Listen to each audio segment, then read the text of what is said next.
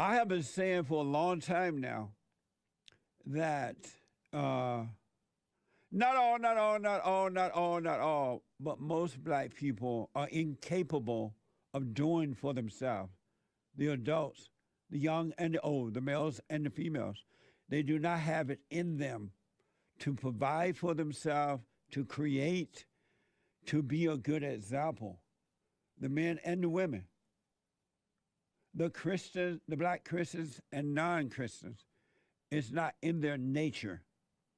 They are here on earth for destruction. That's their purpose on earth, and that's why they are being used for that, and they welcome themselves for that. They are glad to be for evil because that's their nature.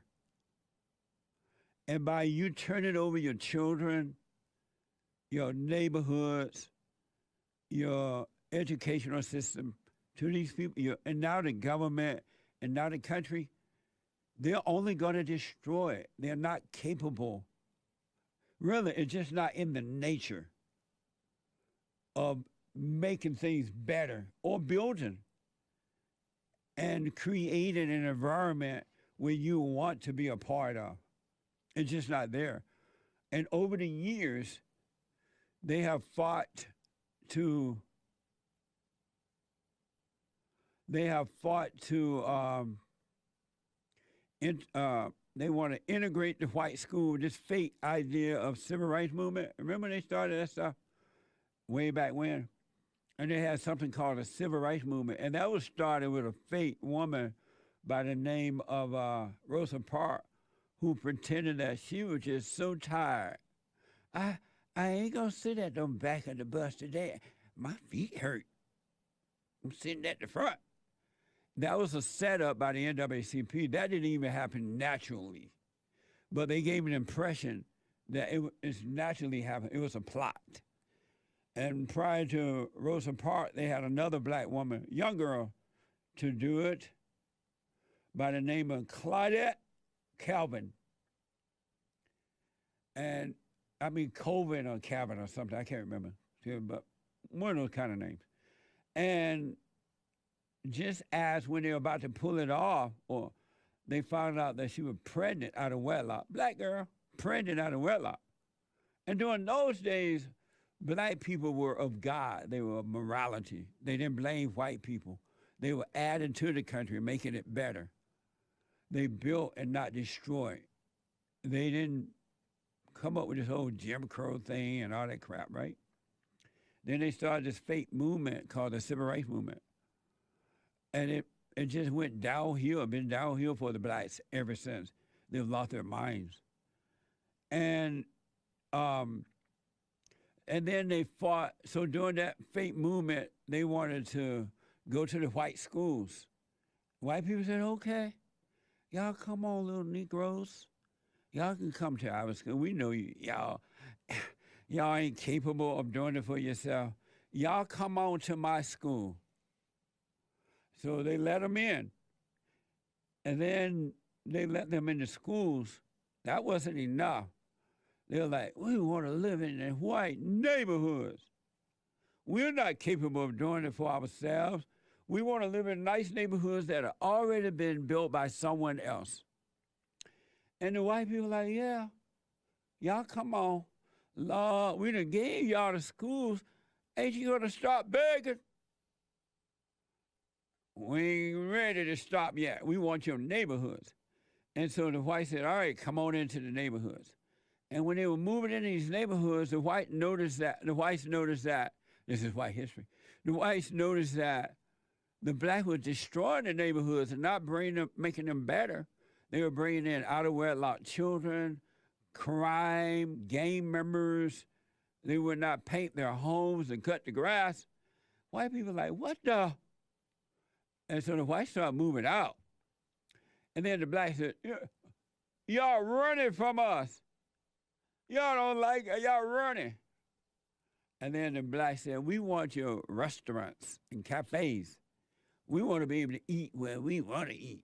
Never mind you started it with your own business, with your own money, your own sweat, your own time. We want in, because we can't build no restaurant. Is y'all crazy?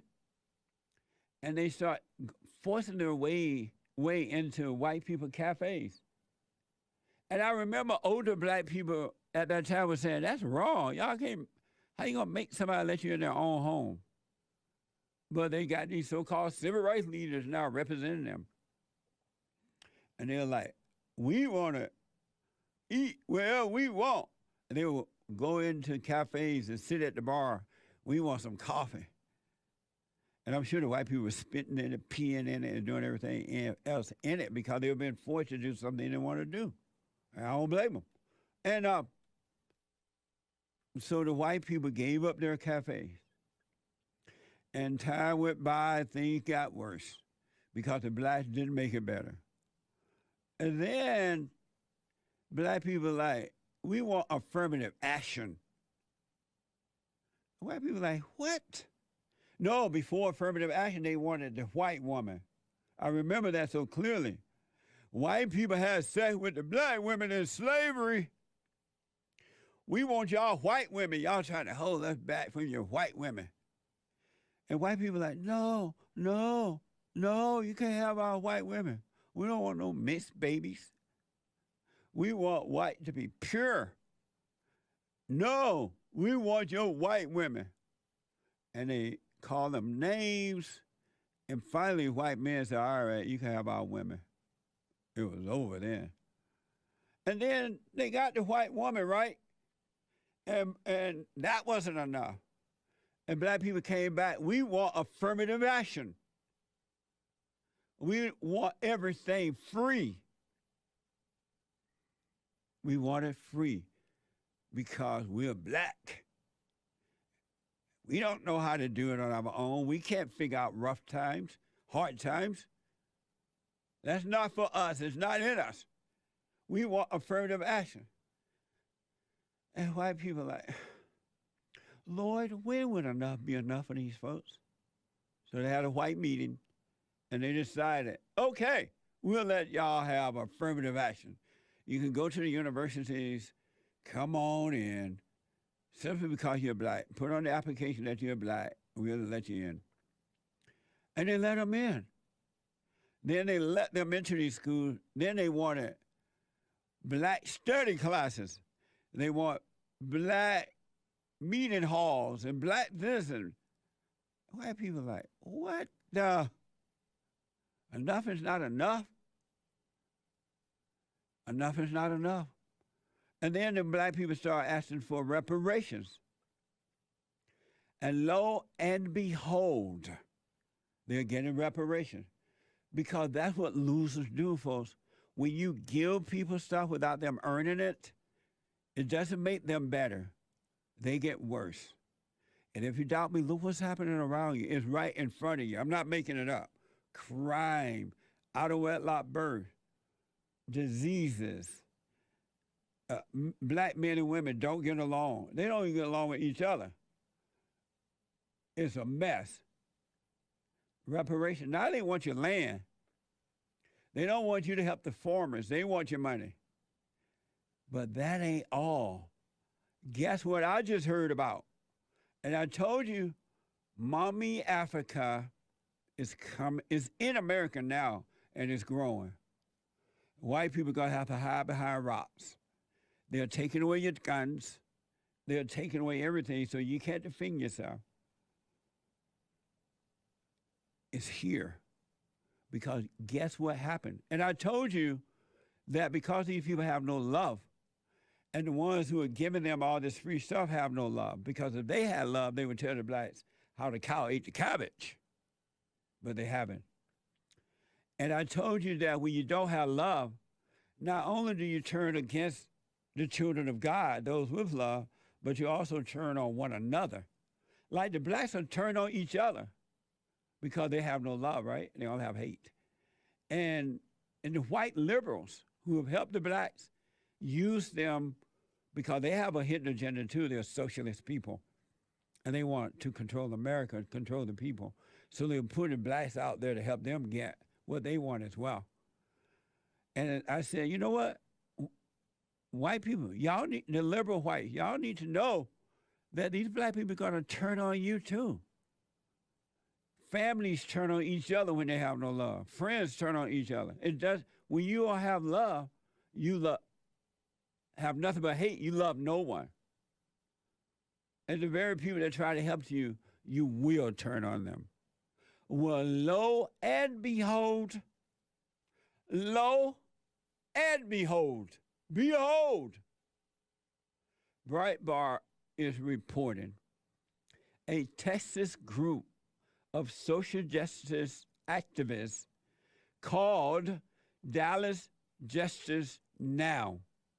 Dallas Justice Now, DJN, is urging wealthy white liberals to not send their children to Ivy League schools in order to leave those spots open for students from Black and Latina X and other marginalized backgrounds. They're telling these white liberals, don't send your children to the so-called elitist schools,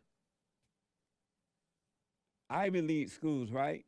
Because you need to let the blacks in. Now, the blacks are pretending that they care about the Mexicans, and there are a few Mexicans are falling for it because they have their so-called Mexican leaders, right? But Mexicans don't want to be a part of the black mess. What the? And so they are now turning on the white liberals, telling them, hey, you're supposed to be working with the community, and you're supposed to be on our side. Now, we have intimidated and taken away from the white conservatives, the white Christians. Now, you're going to have to ante up. Don't send your children to those white elitist schools because you pretend you love us, and we're sending our children to the no-good schools. Don't send your kids to the elite schools because we need to send our children there. And believe me, when the whites do that and allow these blacks to just walk into these schools, it's over for the elite schools. They're going down. They already say math is racist, so they don't want to learn no math. They don't want to learn reading and writing and arithmetic. They want to learn about social justice, how you get more free stuff. So those schools are going down now because they even told the white, according to this report, they told the white liberals that if you don't do it, the group added, it will publish the names of those who have and have not signed the pledge and urge recipients not to be a racist hypocrite. All right, you liberals, you're helping us call everybody else racist. Now, don't you be a racist hypocrite. If you do, we're going to publish your names and call you racist hypocrites. Perhaps, ironically, the group website says, we respect your privacy. Yeah, right. They are now intimidating the liberal whites. If you don't do what we want, we're going to publish your names. That means put your life on the line and everything. They're turning on each other. They're starting to eat their own. And I knew that would happen. I knew that would happen. These white people who were joining Black Lives Matter, this far-left, liberal, radical, evil organization that's worse than the KKK, the whites who are joining them, they're turning on you now, and I told you they would. The children of the lie are trying to destroy everything that's good and perfect about this country. And if you let that happen, you will live to regret it. Really. Darkness will be upon the earth because these people are dark, evil people, and they hate good. They hate good. That's all it is. It has nothing to do with color, nothing to do with male or female, nothing to do with rich or poor, nothing to do with anything that they're claiming. No such thing as racism and, Jim Crow and slavery and all these isms, anti-Semitism and white supremacism and homosexualism, Allahu Abbaism, is right versus wrong, good versus evil. This is yet another reason why you should examine yourself, know thyself, so you can know the truth. And you will see it's not physical. You could do all this evil critical race theory as you want. It's divide and conquer.